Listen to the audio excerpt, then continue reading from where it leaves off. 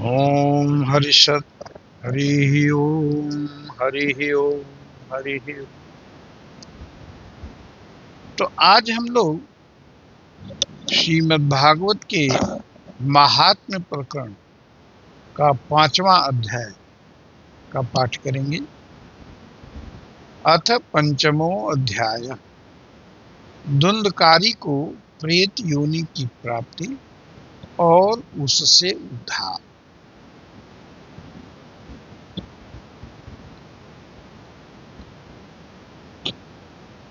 सूत उवाच पितर्युपरते तेन जननी ताडितावृषम् क्व वित्तं तिष्ठति ब्रूहि अनिश्चेलतया न चेत्। इति तद्वाक्यसन्त्रासा जनन्या पुत्रदुःखतः कूपे पातः कृतो रात्रौ तेन सा निधनं गता। तो पहले आपने कथा सुन ली है कि पिता को भी दुख दिया, उनका सब धन हर लिया। तो गोकर्ण जी के सलाह से वे चले गए और अंत में भगवत प्राप्ति कर। लेकिन माता धुंधकारी को वो बहुत पीटता था और एक दिन कहा कि तू बता धन कहाँ है। वो धन तो कुछ था नहीं। तब उसने जलती हुई लकड़ी से अपनी माँ को जलाया और कुएं में डाल दिया। इससे उसकी मृत्यु। गोकर्ण तीर्थयात्रार्थं निर्गतो योग संस्थितः न दुखम न सुखम तस्य न वैरी नापि बांधव। इधर गोकर्ण जी तीर्थ यात्रा के लिए निकल गए। वो समत्व में थे, न उन्हें कोई दुख था, न सुख था, न कोई वैरी था, न कोई मित्र था। धुंधकारी गृहे तिष्ठत् पंचपर्ण्यवधूवृतः अत्युग्र कर्म कर्ता च तत्पोषण विमूढ़धीः। धुंधकारी 5 वेश्याओं के साथ उस घर में रहने लगा। उनके लिए भोग सामग्री जुटाना, और कैसे जुटाए तो लोगों को मारता था, लूटता था, चोरी करता था, डकैती डालता था। उनके लिए गहना वगैरह लाता था। एकदा कुलटास्तास्तु भूषणान्यभिलिप्सवः तदर्थं निर्गतो गेहा कामंधो मृत्यु मस्मरन्। एक दिन उन उल्टाओं ने बहुत से गहने मांगे। वह तो काम से अंधा हो था, मौत की भी उसे कभी याद न आती थी। उनको जुटाने के लिए वो घर से चल पड़ा। यतस्ततश्च संहृत्य वित्तं वेश्म पुनर्गतः ताभ्य यक्षत सुवस्त्राणि भूषणानि कियन्ति च। इधर उधर लूटपाट करी, चोरी करी और उन वेश्याओं के लिए वो जो गहना है, वस्त्र है, आभूषण है, ये सब इकट्ठा कर लाया। बहुवित्तचयं दृष्ट्वा रात्रौ नार्यो व्यचारयन्। बहुत सा धन दौलत देख करके उन नारियों ने रात्रि को विचार किया। चौर्यं करोत्यसौ नित्यं मतो राजा गृहीष्यति। इतना चोरी डकैती करता है तो इसे एक दिन पुलिस पकड़ ले जाएगी। वित्तं हृत्वा पुनश्चैनं मारयिष्यति निश्चितम् अतोऽर्थः गुप्तये गूढ़म् अस्माभिः किं न हन्यते। इसको वे लोग मार डालेंगे, हमको भी मार देंगे, तो क्यों न हम ही लोग इसको मार दें। निहत्यैनं गृहीत्वार्थ यास्यामो यत्र कुत्रचित् इति ता निश्चयं कृत्वा सुप्तं संबद्ध रश्मिभिः। रस्सियों से सोते हुए उस धुंधकारी को उन्होंने बांध लिया। पाशं कंठे निधायाम्य तन्मृत्यु उपचक्रमुः त्वरितं न ममारासौ चिंता युक्ता तदा भमन। गले में रस्सी लपेट के और उसका मर्डर कर दिया। अब चिंता हुई कि इसे कहाँ रखा जाए इस लाश को। तप्तांगार समूहांश्च तन्मुखे ही विचक्षपुः अग्निज्वालाति दुखे न व्याकुलो निधनम गतो। इतना ही नहीं किया, उसके मुंह में अंगारा डाल दिया, जलता हुआ अंधकारी मृत्यु को प्राप्त हो गया। तम देहम मुमुचुः गते प्रायः साहसिकास्त्रियः न ज्ञातं तद्रहस्यं तु केनापीदं तथैव च। उन्होंने उसके शरीर को एक गड्ढे में डालकर उसी आंगन में गाड़ दिया और कहा कि कहीं चला गया है, अपने पड़ोसियों से बताया। लोके पृष्ठा वदन्ति स्म दूरं जात प्रियो हि आगमिष्यति वर्षेस्मिन् वित्तलोभ विकृशतः। लोगों के पूछने पर उन्होंने बताया कि लोभ में, धन के लोभ में कहीं बाहर चला गया है। स्त्रीणां नैव तु विश्वासं दुष्टानां कार्ये बुध विश्वासे जसितो मूढ़ स दुःखै परिभूयते। विद्वान पुरुषों को दुष्ट स्त्रियों का कभी भी विश्वास नहीं करना चाहिए। जो मूर्ख इनका विश्वास कर लेता है उसे दुख ही उठाना पड़ता है। अब यही बात कह दीजिए। सुधामयं वचोजासां कामीनां रसवर्धनम् हृदयं क्षुरधाराभं प्रिय को नाम योषितम। इसकी वाणी तो अमृत के समान कामियों के हृदय का रस का संचार करती है कि हृदय छुरे के धार के समान तीक्ष्ण होता है। हालांकि यही काम पुरुष के लिए भी है। पुरुष दुष्ट पुरुष है, वो भी यही करेगा। संहृत्य वित्तम ताजाता कुलटा बहुभर्तृका धुंधुकारी बभुवात महान प्रेत कुकर्मत।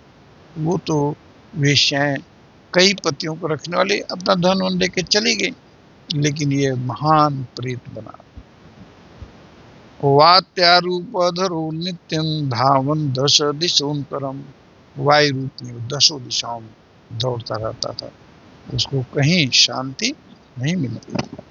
शीता ताप पर क्लिष्टो निराहार पिपासित, प्यासा भूख से और परिक्लिष्ट शीत से और धूप से वो त्रस्त था। न लेवे शरणम क्वापि, कहीं शरण नहीं मिलता। हा दैवेति महुर्वदन कियत कालेन गोकर्णो मृतम लोकाद बुध्यत। बहुत साल बीत गया इस तरह से उसको दुख भोगते गोकर्ण। तो प्रेत हो जाता है वो धुंधकारी को, तो वो जो है इसी तरीके से कष्ट को प्राप्त होता है। अनाथम तय विदित्वैव गया साधम चीकरत जस्मिन् तीर्थे संजाति तत्र साधम वर्तयत। तब उसे अनाथ समझकर गोकर्ण जी ने उसका गया में श्राद्ध कर दिया, और जहां जहां भी वो जाते थे उसका श्राद्ध कर दिए। एवं भ्रमण स गोकर्ण स्वपुरम समुपेयवान। इस तरह से घूमते घामते गोकर्ण जी अपने गांव को पहुंचे। रात्रो गृहांगणे सप्तुम आगतो लक्षितः परे। इस प्रकार घूमते घामते जब गोकर्ण जी गांव पहुंचे तो अपने आंगन में सोए। तत्र सुप्तं स विज्ञाय धुंधुकारी स बांधवम निशीते दीर्षयामास महारौद्र तरम बपु। तो धुंधकारी जो प्रेत था भाई को पा करके उसने क्या किया, अपना बड़ा विकट रूप दिखाया। वो कभी भेड़ा तो कभी हाथी, कभी भैंसा और कभी इंद्र, कभी अग्नि का रूप धारण करता, और अंत में वो मनुष्य के आकार में प्रकट हुआ। वैपरीत्यमिदं दृष्ट्वा गोकर्णो धैर्य संयुतः अयम दुर्गति कह कोपि निश्चित्यात तमब्रवीत्। उन्होंने सोचा है कोई प्रेत है जो बहुत कष्ट में है। तब उन्होंने धैर्यपूर्वक उससे पूछा। गोकर्ण उवाच कस्त्वम् उग्र तरुरात्रौ कुतो जातो दशामिमां किं वा प्रेतः पिशाचो वा राक्षसोऽपि संशमम्। तुम कौन हो? राक्षस हो, प्रेत हो, क्यों रात्रि में यहाँ वहाँ भटक रहे? सूत उवाच एवं पृष्ठ तदा तेन रुरोधो चै पुनः पुनः असक्तो वचनोच्चारे संज्ञा मात्रं चकार। तो इस प्रकार वो जोर से रोने लगा। उसमें बोलने की शक्ति नहीं थी, इसलिए वो केवल संकेत मात्र किया। ततो जलौ जलम कृत्वा गोकर्णस्तमुदैरयत् तत्सेकहत पापोऽसौ प्रभुक्तुमुपचक्रमे। तब गोकर्ण जी अपने कमंडल से कुछ जल निकाल करके उसके ऊपर छिड़का, तो उसका कुछ पाप शमन हुआ, तो बोलने लगा। प्रेत हुआ, प्रेत ने कहा, अहम भ्राता त्वदीयोऽस्मि धुन्धुकारीति नामतः। मैं आपका भाई धुन्धुकारी हूँ। स्वकीयेनैव दोषेण ब्रह्मत्वं नाशितं मया।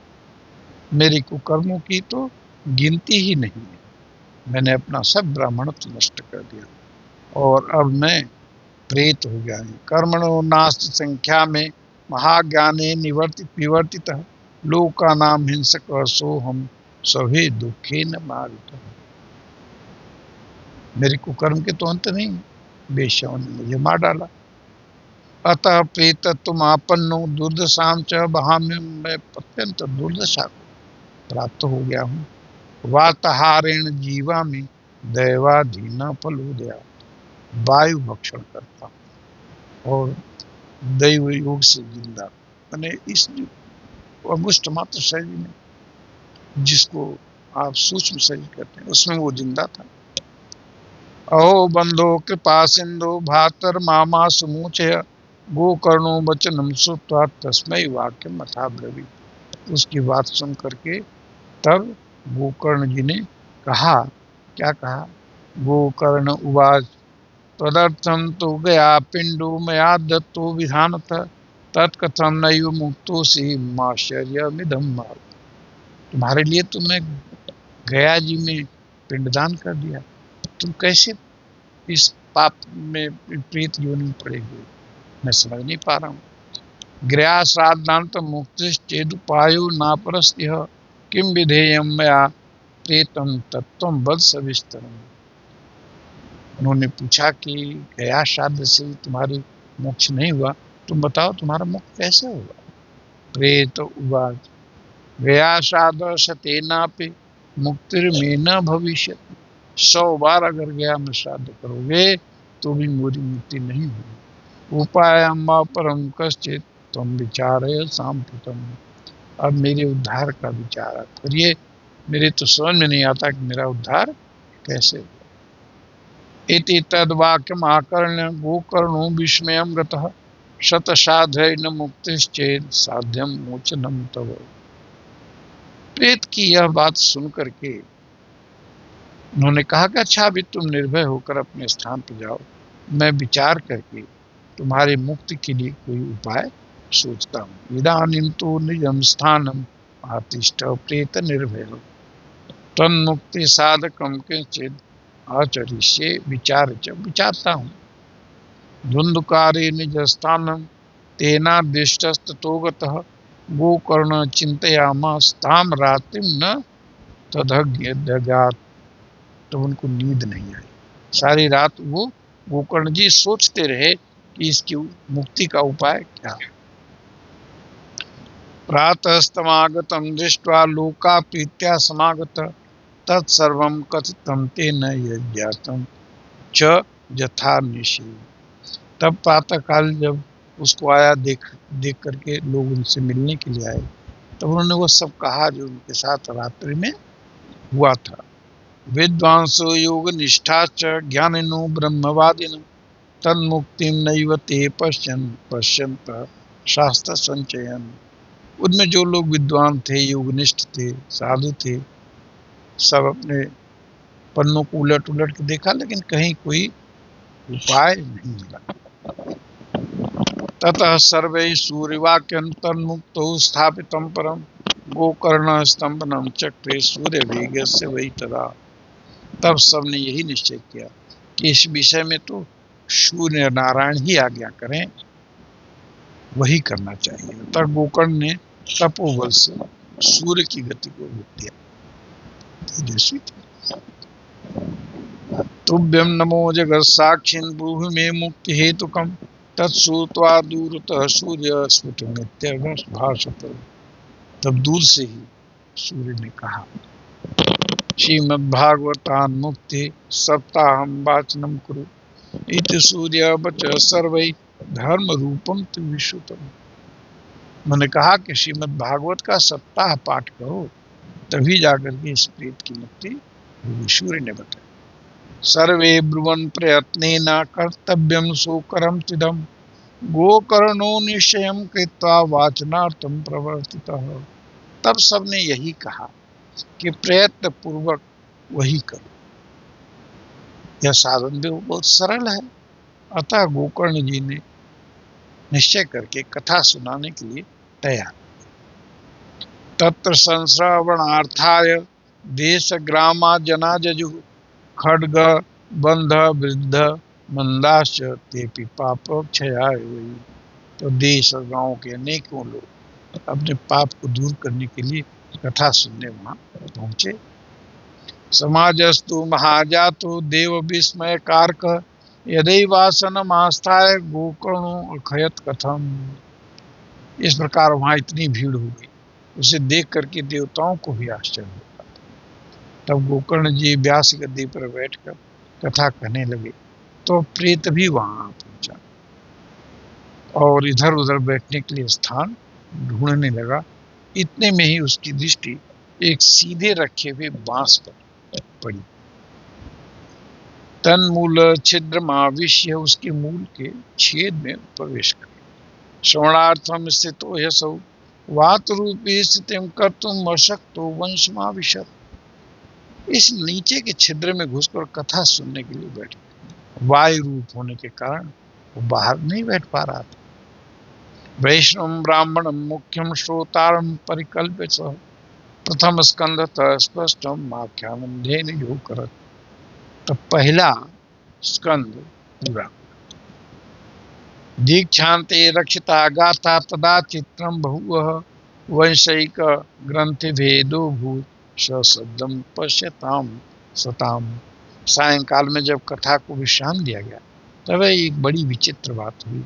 वहां सभासदों को देखते देखते उस बांस की एक गांठ टूट गई। द्वितीय हनि तथा सायं द्वितीय ग्रंथ भेदन। दूसरे दिन दूसरे ग्रंथि भेदन हुआ, तीसरे दिन तीसरी, चौथे दिन चौथी। एवं सप्त दिनश्चय सप्त ग्रंथि विभेदन। सातों दिन में 7 ग्रंथियां तोड़ करके केत्वा स द्वादश स्कंध श्रवणा प्रेताम जहु। तब वो जो है 12 स्कंध सुनने के लिए उपस्थित। दिव्य रूप धरो जात तुलसी दाम मंडित पीतवासा घन श्याम मुकुटी कुंडलान्वित। मालाओं से सुशोभित होकर सिर पर मनोहर मुकुट पहने रूप।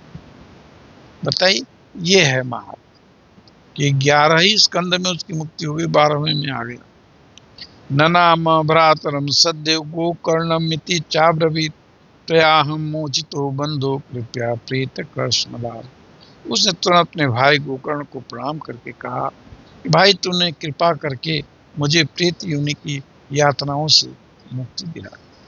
धन्या भागवती वार्ता प्रेत पीड़ा विनाशिनी सप्ताहोपि तथा धन्य कृष्ण लोक फल प्रद। तो धन्य है ये भागवत कथा जो प्रेत को सप्ताह श्रवण से कृष्ण लोक की प्राप्ति हुई। कंपनते सर्व पापानि सप्ताह श्रवणे स्थिते। सभी पाप कांपते हैं श्रवण सप्ताह की बात सुनते। अस्मकम प्रलयम सद्य कथा चेयम करिष्यति। अगर यह 7 दिन कथा होती है तो मनुष्य के सारे पाप नष्ट हो जाते। आर्द्रम शुष्कम लघु स्थूलम वाग्मनः कर्म विकृतम श्रवणम विदहेत पापम पावक शमिधो यथा। और यह सभी प्रकार के पापों को भस्म कर देता है। अस्मिन् वै भारते वर्षे सूर्यभिः देव संसदि अकथा श्रावणम पुंसाम निष्फलम जन्म कीर्तितम। भारत वर्ष में पैदा होने पर जो व्यक्ति भागवत कथा का श्रवण नहीं करता उसका जन्म निष्फल ही होता है। किम मोहतो रक्षते न सुपुष्टे न बलीयसा अध्रुवेण शरीरेण सुख शास्त्र कथम बिना। कहते हैं कि श्रीमद् भागवत कथा सुने बिना इससे क्या लाभ कि बहुत बढ़िया शरीर हो, बहुत धन हो, दौलत हो, राज हो, लेकिन कथा नहीं सुना। अस्य स्तंभम स्नायुबद्धम मांस शोणित लेपितम चर्मावनद्धम दुर्गंधम पात्रम मूत्र पुरुष। शरीर क्या है? इसमें मूत्र है, इसमें विष्ठा है और इसमें मांस है, इससे लदा हुआ ये एक गठरी है। इससे तो जो है भगवत कथा सुनिए। आसितंबम स्नायुबद्धम मांस शोणित लेपितम चर्मावनद्धम दुर्गंधम पात्रम मूत्र पुरुष। मतलब समझ रहे? अस्थि स्तंभ, अस्थि का स्तंभ, स्नायुबद्धम नस नाड़ियों से बधा हुआ है, मांस शोणित मांस और खून से ये लिप्त है, चर्म से लद्द है, दुर्गंध है, इसमें यह पात्र दुर्गंध का है, जिसमें क्या भरा है? मूत्र पुरुष, पेशाब और मल। जराशोक विपाकार्थम रोग मंदिर मातुरम दुष्पुरम दुर्धरम दुष्टम सदोषम क्षण बंधुरम। और कहते हैं वृद्धावस्था में शोक के कारण यह परिणाम दुख में, कोई डांट देता है, विधवे देता है। तो ये तो शरीर ऐसा ही है, इस शरीर को पा करके भगवत कथा नहीं सुनी। कृमि विंगम न संज्ञातम शरीरम इति वर्णितम अस्त्रेण स्त्रम कर्म कुतोजम साधेन। कोई भी साधन काम नहीं आता साहब, यह अविनाशी फल देने वाला भगवान की कथा ही उसे सब कुछ दे देती है। आप देखिए, सब कुछ हो जानते में मर जाता है आदमी, आपके पास धन है, दौलत, भगवत कथा में मन नहीं लगता। यत् प्रातः संस्कृतम चान्नम स्यायम तच्च विनश्यति तदीय रस संपुष्टि काये का नाम नित्यता। कहते हैं जो अन्न प्रातः काल पकाया जाता है वो सायंकाल तक बिगड़ जाता है, फिर उसी के रस से पुष्ट हुए शरीर क्या नित्यता है। सप्ताह श्रवण लोके प्राप्यते निकटे हरि अतो दोष निवृत्त्यर्थम में तदेव ही साधन। कहते हैं इस लोक में सप्ताह श्रवण करने से भगवान की शीघ्र प्राप्ति हो जाती है, अतः सब प्रकार के दोषों की निवृत्ति के लिए एकमात्र यही साधन है। गोकर्ण उवाच अत्रैव बहवः सन्ते श्रोतारो मम निर्मलाः आनीतानि विमानानि न तेषां युगपत् कुतः। गोकर्ण जी ने पूछा कि भगवान के प्रिय पार्षद आए उसको लेने के लिए, तो पार्षदों से पूछते हैं कि आप बताइए कि यहाँ तो बहुत से लोग कथा सुनने आए हैं, लेकिन आप विमान लेके इसी को लेने के लिए क्यों आए? हरिदासा उचित, तो हरिदासों ने कहा श्रवण विभेदेन फल भेदोत्र संसित श्रृणन्तु कृतम सर्वे न तथा मननम कृतम फल भेद तो जातो भजनादपि मान। हे मानद गोकर्ण जी, कथा श्रवण के भी कई प्रकार हैं। इसने 7 दिन बिना जल के बिना अन्न के उस कथा को सुना, और जब कथा हो जाती तो उसका मनन करता था, इसलिए इसको ऐसा फल मिला। इसका मतलब है कि कथा को सुने तो मनन भी कर। सप्तरात्र मुपोषे व प्रेतेन श्रवणम कृतम मननादि तथा तेन स्थिरचित्ते कृतम विषम। तो ये खूब मनन निधि ध्यासन करता था। अदृढ़ च हतम ज्ञानम प्रमादेन हतम श्रुतम संदिग्धो ही हतो मंतो व्याग्र चित्तो हतो जपः। जो ज्ञान दृढ़ नहीं होता वो व्यर्थ हो जाता है। इसी प्रकार ध्यान न देने से, श्रवण का, संदेह से मंत्र का, और चित्त के इधर उधर भटकते रहने से उसका कोई फल नहीं होता। अब मंत्र आप जप रहे हैं, मंत्र में आपका विश्वास ही नहीं, तो मंत्र व्यर्थ है। आपने कथा सुना, उसको मनन नहीं, चिंता, गीता सुना, गीता को आपने जीवन में धारण नहीं किया, व्यर्थ है। अवैष्णवो हतो देशो हतम साधम पात्रकम हतम श्रोत्रिय दानम आचारम हतम कुलम। कहते हैं कि वैष्णवहीन देश पात्र को कराया हुआ श्राद्ध का भोजन और श्रोत्रियों को दिया हुआ दान, आचारहीन कुल, इन सब का तो नाश हो जाता। इसलिए दान भी सोच के करना चाहिए। विश्वासो गुरु वाक्येषु स्वस्मिन् दीनत्व भावना मनोदोष जयश्चैव कथायाम निश्चला मति। कहते हैं गुरु वचनों में विश्वास, दीनता का भाव, मन के दोषों पर विजय, ये सब जो है कथा में अगर आदमी का मन इस तरह से उसका लग जाए तब उसकी वो फल प्राप्ति होती है जो इस दंडकारी को हो गया। एवं आदि कितम चेत स्यात् तदा वै श्रवणे फलम पुनः श्रवान्ते सर्वेषां वैकुंठे वसति। व्योमो वैकुंठ में बसता है। गोकर्ण तव गोविंदो गोलोकम दाशति स्वयं एवं मुक्ता जजु सर्वे वैकुंठम हरि कीर्तना। फिर गोकर्ण जी आपको तो भगवान स्वयं आकर गोलोक धाम में ले जाए। यूं कहकर ये सब पार्षद हरि कीर्तन करते हुए वैकुंठ में चले। श्रावणे मासी गोकर्ण कथा मुचे तथा पुनः सप्तरात्रावतीं भूय श्रवणम तई कृतः पुनः। श्रावण मास में गोकर्ण जी ने फिर उसी प्रकार सप्ताह क्रम से कथा कही और उन श्रोताओं ने उसे फिर सुना। कथा समाप्त हो यज्ञातम श्रूयतां तच्च नारद विमान स भक्त हरि राव विभर।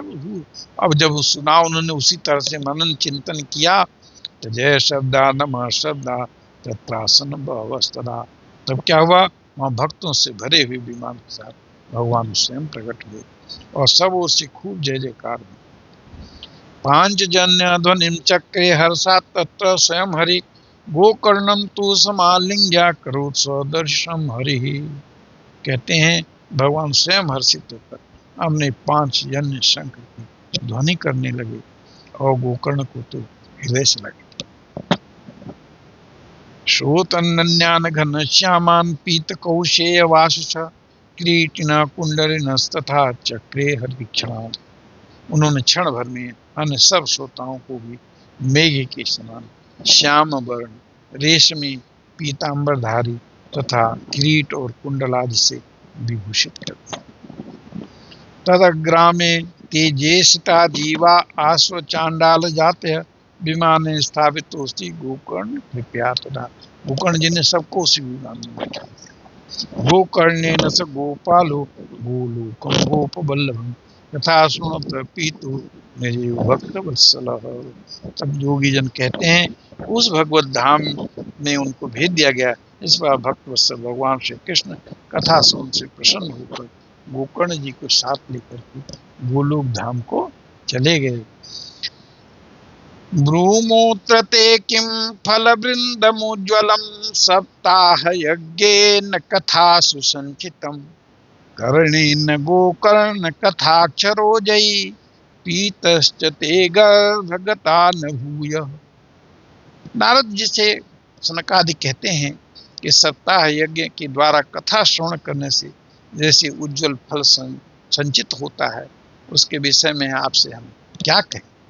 हाजी जिन्होंने अपने कर्णपुर से गोकर्ण की कथा के एक अक्षर का भी पान कर लिया वो माता के गर्भ में नहीं आता। वातांबुपर्णाशन देह शोषण स्तपोभिरुग्रैः चिरकाल संचितैः योगैः संजान्ति न तां गतिं वै सप्ताह गाथा श्रवणेन जानति जम्। कहते हैं कि जिस गति को लोग वायु जल पत्ते खाकर शरीर सुखाने से बहुत काल तक घोर तपस्या करने से योग अभ्यास करने से नहीं पाते तो सप्ताह श्रवण से उसको मिल जाता है सहज में। इतिहासमिमं पुण्यं शाण्डिल्योऽपि मुनीश्वर पठते चित्रकूटस्थो ब्रह्मानंद परिप्लुतः। इस परम पवित्र इतिहास का पाठ चित्रकूट पर विराजमान मुनीश्वर शांडिल्य भी ब्रह्मानंद में मग्न होकर करते रहते हैं। आख्यान में तत्परमं पवित्रं श्रुतं सखिद्वै विदहेद घोरम् श्राद्धे प्रयुक्तं पितृतीप्तमावहि नित्यं सुपाठाद पुनर्भवं च। यह कथा बड़ी पवित्र है। एक बार के श्रवण से ही समस्त पाप राशि भस्म कर देती। यदि इसको श्रद्धा के साथ समय पर पाठ किया जाए तो इससे पितृगणों को बड़ी तृप्ति होती है और नित्य पाठ करने से मोक्ष की प्राप्ति होती है। एते श्री पद्म पुराणे उत्तरखंडे श्रीमद्भागवत महात्म्ये गोकर्ण मोक्ष वर्णनम नाम पंचमोऽध्यायः। मंगलम भगवान विष्णु मंगलम गरुणध्वज मंगलम पुंडरीकाक्ष मंगलाय तनोहरि। नारायण नारायण।